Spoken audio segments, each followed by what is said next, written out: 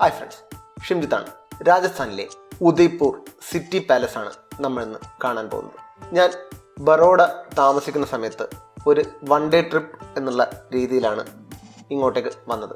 1 day trip എന്ന് പറയാൻ പറ്റില്ല, 1 ഡേ + 2 നൈറ്റ് ആയിരുന്നു. അതായത് ബറോഡയിൽ നിന്ന് സ്ലീപ്പർ ക്ലാസ് ബസ്സിൽ രാത്രി 10 മണിക്ക് ബോർഡ് ചെയ്തു. രാവിലെ 6 മണിക്ക് ഉദയ്പൂർ എത്തി. അന്ന് ഉദയ്പൂർ ഒരു ദിവസം മുഴുവൻ കറങ്ങി വൈകുന്നേരം തിരിച്ചു പോകുന്ന രീതിയിലായിരുന്നു യാത്ര പ്ലാൻ ചെയ്തിരുന്നത്. വൈഫും കുട്ടികളും ഉണ്ട്. ഉദയ്പൂർ ഭയങ്കര കോസ്റ്റ്ലി ആയിട്ടുള്ള ഒരു ടൗൺ ആണ്. അതുകൊണ്ട് തന്നെ അക്കോമഡേഷനൊക്കെ മുൻകൂട്ടി പ്ലാൻ ചെയ്യുന്നതായിരിക്കും എപ്പോഴും നല്ലത്. ഞങ്ങൾക്ക് അക്കോമഡേഷൻ ആവശ്യമുണ്ടായിരുന്നില്ല, ജസ്റ്റ് രാവിലെ ഒന്ന് ഫ്രഷ് ആവാൻ വേണ്ടി മാത്രമായിരുന്നു. പക്ഷേ എന്നിട്ട് പോലും 1000 രൂപയ്ക്ക് ഒരു റൂം എടുക്കേണ്ട അവസ്ഥയായിരുന്നു. അപ്പോൾ അതുകൊണ്ട് ഉദയ്പൂർ വരുന്നവർ താമസം മുൻകൂട്ടി പ്ലാൻ ചെയ്ത് വരുന്നതായിരിക്കും നല്ലത്. ഉദയ്പൂർ സൈറ്റ് സീയിങ്ങിന് ടാക്സിയെ ആശ്രയിക്കുന്നതായിരിക്കും നല്ലത്. കാരണം ഇവിടെ റെൻ്റ് ബൈക്ക് അവൈലബിൾ ആണെങ്കിലും റെൻ്റ് കാർ സംവിധാനം ഇല്ല. അപ്പോൾ ഒരു കൊള്ളാവുന്ന ടാക്സി ഡ്രൈവറെ കിട്ടിക്കഴിഞ്ഞാൽ കൃത്യം ഒരു 12 മണിക്കൂറിനുള്ളിൽ മൊത്തം സിറ്റി ഒന്ന് കറക്കി തിരിച്ച് നമ്മളെ ബസ് സ്റ്റാൻഡിലോ റെയിൽവേ സ്റ്റേഷനിലോ കൊണ്ടുവിടുന്ന രീതിയിൽ നമുക്ക് ടൂറ് പ്ലാൻ ചെയ്യാൻ പറ്റും. നമ്മൾ ഉദയ്പൂർ സിറ്റിയിൽ ഏറ്റവും കൂടുതൽ സമയം സ്പെൻഡ് ചെയ്യാൻ പോകുന്നത് ഉദയ്പൂർ സിറ്റി പാലസിലാണ്. ഉദയ്പൂർ സിറ്റി പാലസ് എന്ന് വെച്ച് കഴിഞ്ഞാൽ നമ്മൾ പല സിനിമകളിലൊക്കെ കണ്ടിട്ടുള്ള ഒരു വിഷ്വൽ, നമ്മൾ പല സിനിമകളിലും ഒക്കെ കണ്ടിട്ടുള്ള ഒരു സ്ഥലമാണ്. കാരണം ഈ പാലസിൽ 4 5 സ്റ്റാർ ഹോട്ടലുകൾ ഫങ്ഷൻ ചെയ്യുന്നുണ്ട്. അതായത് ഇതിപ്പോഴും ഒരു പ്രൈവറ്റ് പ്രോപ്പർട്ടിയാണ്. പ്രൈവറ്റ് പ്രോപ്പർട്ടി എന്നുണ്ട് ഒരു ഇൻഡിവിജ്വലിൻ്റെ പേരിലല്ല, പക്ഷേ ഒരു ട്രസ്റ്റിൻ്റെ കയ്യിലാണ്. അതായത് ഗവൺമെൻറ് ഇതിൻ്റെ മുകളിൽ യാതൊരു കൺട്രോളില്ല. അതുകൊണ്ട് തന്നെ ഇവിടുത്തെ എൻട്രി ഫീസ് അതുപോലെ മറ്റുള്ള കാര്യങ്ങളൊക്കെ ഭയങ്കര കോസ്റ്റ്ലിയാണ്. സിറ്റി പാലസിനകത്തുള്ള എൻട്രി ഫീസ് ആയാലും സിറ്റി പാലസിൻ്റെ അവിടെ നിന്ന് ഇവിടെയുള്ള ഒരു തടാകമുണ്ട്, തടാകത്തിലെ ബോട്ടിങ് കാര്യങ്ങളായാലും ആ ലേക്കിലുള്ള അമ്പലത്തിലേക്കുള്ള പ്രവേശനമായാലും എല്ലാം ഭയങ്കര കോസ്റ്റ്ലിയാണ്. ഏകദേശം ഒരു ദിവസത്തെ ട്രിപ്പിന് നമുക്ക് 3000-ന് മുകളിൽ എൻട്രി ഫീസുകൾ മാത്രം തന്നെ നമ്മൾ പേ ചെയ്യേണ്ട ഒരവസ്ഥയാണ്. സിറ്റി പാലസിൽ നമുക്ക് എൻട്രി ഉണ്ടെങ്കിലും സിറ്റി പാലസ് കോംപ്ലക്സിലുള്ള എല്ലാ ബിൽഡിങ്ങിലൊന്നും നമുക്ക് കയറാൻ പറ്റില്ല. കാരണം ഞാൻ പറഞ്ഞില്ലേ, ഓൾറെഡി 4 5 സ്റ്റാർ ഹോട്ടലുകളാണ് ഇവിടെ ഫങ്ഷൻ ചെയ്യുന്നത്. അപ്പോൾ 5 സ്റ്റാർ ഹോട്ടലുകളിൽ ഡയറക്റ്റ് എൻട്രി നമുക്ക് പെർമിറ്റഡ് അല്ല. പിന്നെ നമ്മൾ സിറ്റി പാലസിൽ എന്താണ് കാണാനുള്ളതെന്ന് വെച്ച് കഴിഞ്ഞാൽ സിറ്റി പാലസിൻ്റെ ആ വ്യൂ കാണാം. പിന്നെ സിറ്റി പാലസിൽ നിന്ന് ഈ ലേക്കിലേക്കുള്ള വ്യൂ കാണാം. പിന്നെ ഉള്ളത് സിറ്റി പാലസിൽ ഫങ്ഷൻ ചെയ്യുന്ന ഒരു മ്യൂസിയമാണ്. ഈ മ്യൂസിയവും ഈ ട്രസ്റ്റിൻ്റെ കീഴിലാണ്. അവരാണ് മ്യൂസിയം മെയിൻറ്റെയിൻ ചെയ്യുന്നത്. അതായത് നമ്മുടെ ആർക്കിയോളജിക്കൽ സർവേ ഓഫ് ഇന്ത്യക്കോ മറ്റ് ഗവൺമെൻറ് അതോറിറ്റിക്കോ യാതൊരു റോളും ഇല്ലാത്ത ഒരു മ്യൂസിയമാണ്. അപ്പോൾ അതുകൊണ്ട് തന്നെ ഉദയ്പൂർ രാജവംശത്തിൻ്റെ, അതായത് ഉദയ്പൂർ ഭരിച്ചിരുന്ന മേവാർ രാജവംശത്തിൻ്റെ ചരിത്രം വ്യക്തമാക്കുന്ന ഒരു മ്യൂസിയം മാത്രമാണ്. പക്ഷേ ആ മ്യൂസിയം തന്നെ നമുക്ക് ഏകദേശം 1-2 മണിക്കൂർ സ്പെൻഡ് ചെയ്ത് കാണാനുള്ള മ്യൂസിയമാണ്. പക്ഷേ എൻട്രി ഫീസ് നമ്മൾ സിറ്റി പാലസിൻ്റെ ഒരു എൻട്രി ഫീസ് പ്ലസ് മ്യൂസിയത്തിൻ്റെ സെപ്പറേറ്റ് എൻട്രി ഫീസ്, അത് കഴിഞ്ഞിട്ട് ബോട്ടിങ് അതുപോലെ അകത്തുള്ള അമ്പലങ്ങളിൽ കയറാനുള്ള എൻട്രി ഫീസ്, ഇതൊക്കെ കൂടി ഏകദേശം ഞാൻ പറഞ്ഞ പോലെ 3000-നടുത്ത് നമുക്ക് എൻട്രി ഫീസുകൾ മാത്രം തന്നെ നമ്മൾ പേ ചെയ്യേണ്ടി വരും. പാലസിനകത്ത് മ്യൂസിയത്തിനകത്ത് കയറിയിട്ട് സ്ഥിരമായിട്ട് എല്ലാ മ്യൂസിയങ്ങളിലും കാണാറുള്ള പോലെയുള്ള പല സാധനങ്ങളാണ് ഇവിടെ ഉള്ളത്. പക്ഷേ എന്നെ ഏറ്റവും ആകർഷിച്ച ഒരു കാര്യം എന്ന് വെച്ച് കഴിഞ്ഞാൽ ഇവിടുത്തെ കോർട്ട്യാർഡിലുള്ള ചന്ദനമരങ്ങളാണ്. അതായത് ഫസ്റ്റ് ഫ്ലോറിലാണ്, ഗ്രൗണ്ട് ഫ്ലോർ പോലുമല്ല, ഫസ്റ്റ് ഫ്ലോറിലുള്ള ഒരു കോർട്ട്യാർഡിൽ ചന്ദനമരങ്ങൾ നട്ടുപിടിപ്പിച്ചിട്ടുണ്ട്. ചന്ദനമരങ്ങൾക്ക് ഭയങ്കര തണുപ്പ് വേണമെന്നും മഴക്കാടുകളിലാണ് ഉണ്ടാകുന്നതെന്നൊക്കെയാണ് നമ്മൾ ധരിച്ചു വെച്ചിരുന്നത്. പക്ഷേ രാജസ്ഥാനിലും ചന്ദനമരം വളരുന്നു, അത് കൊട്ടാരത്തിൻ്റെ മട്ടുപ്പാവിൽ വളർത്താൻ പറ്റുന്നും ഇവിടെ തെളിയിച്ചിട്ടുണ്ട്.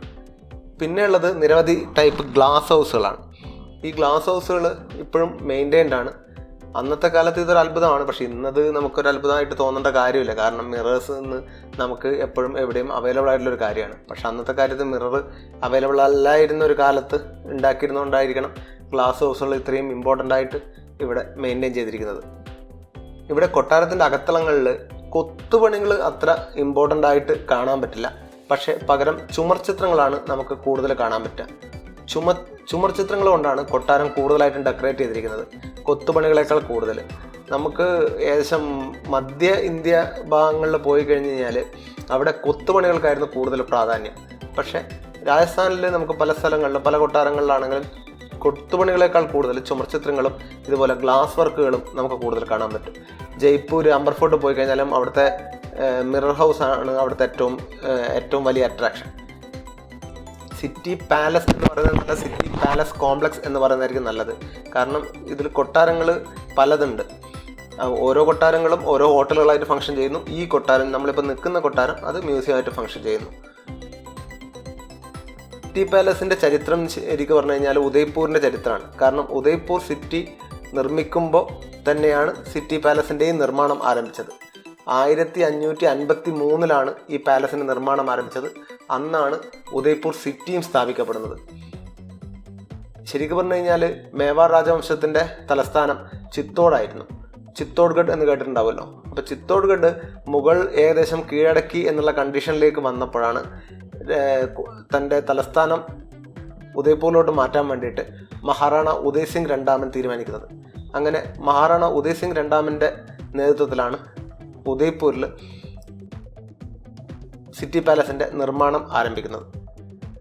രാജസ്ഥാനിലെ മറ്റ് നഗരങ്ങളുടെ ഒരു ലാൻഡ്സ്കേപ്പ് അല്ല ശരിക്കും പറഞ്ഞു കഴിഞ്ഞാൽ ഉദയ്പൂരുള്ളത്.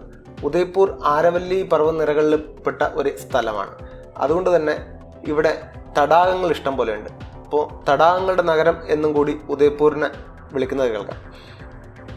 അങ്ങനെ മനോഹരമായ ഒരു തടാകത്തിൻ്റെ തീരത്താണ് ശരിക്കും പറഞ്ഞാൽ ഈ കൊട്ടാരം സ്ഥിതി ചെയ്യുന്നത്.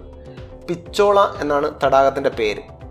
പക്ഷേ ഉദയ്പൂരിൻ്റെ ചരിത്രത്തിനോടൊപ്പം നമ്മൾ ഏറ്റവും കൂടുതൽ ചേർത്ത് വായിക്കപ്പെട്ട പേര് മഹാറാണ പ്രതാപിൻ്റെ ആയിരിക്കും. മഹാറാണ പ്രതാപായിരുന്നു ഉദയ്പൂർ ഭരിച്ച ഏറ്റവും പ്രതാപശാലിയായ രാജാവ്. പക്ഷേ 1576 മുഗൾ ചക്രവർത്തിയായ അക്ബറിനെതിരായ യുദ്ധത്തിൽ ഹൽദിഘാട്ട് എന്ന് പറയുന്ന സ്ഥലത്ത് വെച്ചിട്ട് മഹാറാണ പ്രതാപ് കൊല്ലപ്പെട്ടു. അതിനുശേഷം നിരവധിയായ യുദ്ധങ്ങൾ മേവാർ രാജവംശത്തിന് നേരിടേണ്ടി വന്നു. 1761 മറാഠ ആക്രമണം ശക്തമായതോടെ ഉദയ്പൂർ വളരെ പ്രതിസന്ധിയിലായി. പിന്നീട് 1818 മഹാറാണ ഭീം സിംഗ് ബ്രിട്ടീഷുകാരുമായി സന്ധി സംഭാഷണം നടത്തുകയും അവരുടെ സംരക്ഷണം സ്വീകരിക്കുകയും ചെയ്തു. റാണ പ്രതാപിൻ്റെ മരണത്തിന് ശേഷം പിന്നെ ശക്തരായ രാജാക്കന്മാരൊന്നും തന്നെ മേവാർ ഭരിച്ചിട്ടില്ല.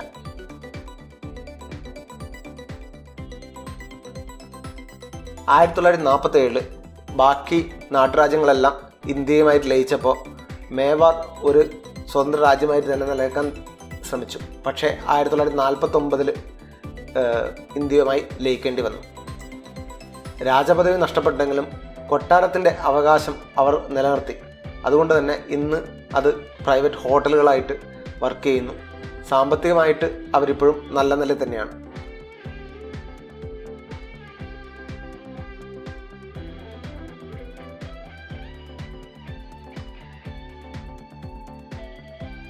ഈ കോംപ്ലക്സിനകത്ത് 11 ചെറിയ കൊട്ടാരങ്ങൾ ഉള്ളതായിട്ടാണ് കണക്കാക്കുന്നത്. അതിൽ ചിലതിൻ്റെ പേര് ഞാൻ പറയാം.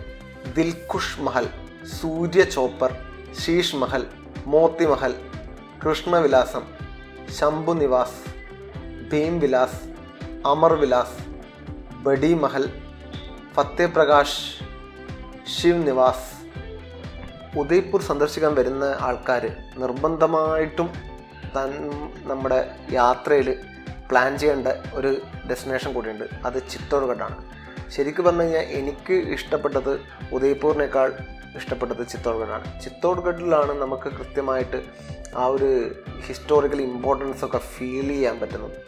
ഇവിടെ ഇപ്പോൾ ഈ പ്രൈവറ്റ് ഹോട്ടലുകൾ വർക്ക് ചെയ്യുന്നതുകൊണ്ടും ഈ ലക്ഷറി അതിര് കടന്ന് കാണുന്നത് കൊണ്ടും തന്നെ നമുക്ക് ആ ഒരു ചരിത്രപരമായ ഒരു ഇമ്പോർട്ടൻസ് നമുക്ക് ആസ്വദിക്കാൻ പറ്റില്ല. ഭംഗി ആസ്വദിക്കാൻ പറ്റുമെങ്കിലും ചരിത്രത്തിനോട് ഇത് എത്രത്തോളം നീതി പുലർത്തുന്നുള്ളത് നമുക്ക് ആസ്വദിക്കാൻ പറ്റില്ല. കാരണം ഈ ഒരു കൊട്ടാരം ഇതിൻ്റെ ചരിത്രത്തിൽ 400 വർഷത്തെ ചരിത്രത്തിൽ ഏകദേശം 200 വർഷത്തോളം ബ്രിട്ടീഷുകാരുടെ അധീനതയിലായിരുന്നു. ബ്രിട്ടീഷുകാരുടെ അധീനതയിൽ എന്ന് വെച്ച് കഴിഞ്ഞാൽ ബ്രിട്ടീഷുകാർക്ക് കപ്പം കൊടുക്കുന്ന ഒരു രാജവംശമായിട്ടായിരുന്നു മേവാർ രാജവംശം സ്ഥിതി ചെയ്യുന്നത്. ഇന്ന് നമ്മൾ രജപുത്രന്മാരുടെ ധൈര്യത്തെ പറ്റിയൊക്കെ ഭയങ്കര വാഴ്ത്തുപാട്ടുകളൊക്കെ ഉണ്ടെങ്കിലും ശരിക്കും പറഞ്ഞു കഴിഞ്ഞാൽ 1500 വർഷത്തെ ചരിത്രമുള്ള ഈ രാജവംശം നിരവധി തവണ കീഴടക്കപ്പെട്ടതാണ്. അതായത് സുൽത്താനേറ്റുകൾ അലാവുദ്ദീൻ ഖിൽജി വന്നിട്ട് കീഴടക്കി. അത് കഴിഞ്ഞിട്ട് പിന്നെ മുഗളന്മാർ അക്ബർ വന്നിട്ട് കീഴടക്കി. അത് കഴിഞ്ഞിട്ട് ബ്രിട്ടീഷുകാർ വന്നിട്ട് കീഴടക്കി. അതുകൊണ്ട് തന്നെ അഡ്ജസ്റ്റ്മെൻറ്റുകളുടെ ഒരു ചരിത്രം ഈ രാജവംശങ്ങൾക്കൊക്കെ പറയാനുണ്ട്. അതുകൊണ്ട് തന്നെയാണ് ഈ കൊട്ടാരവും അതുപോലെ ഈ ഉദയ്പൂർ നഗരം തന്നെ ഇതുപോലെ നിലനിൽക്കാൻ കാരണം.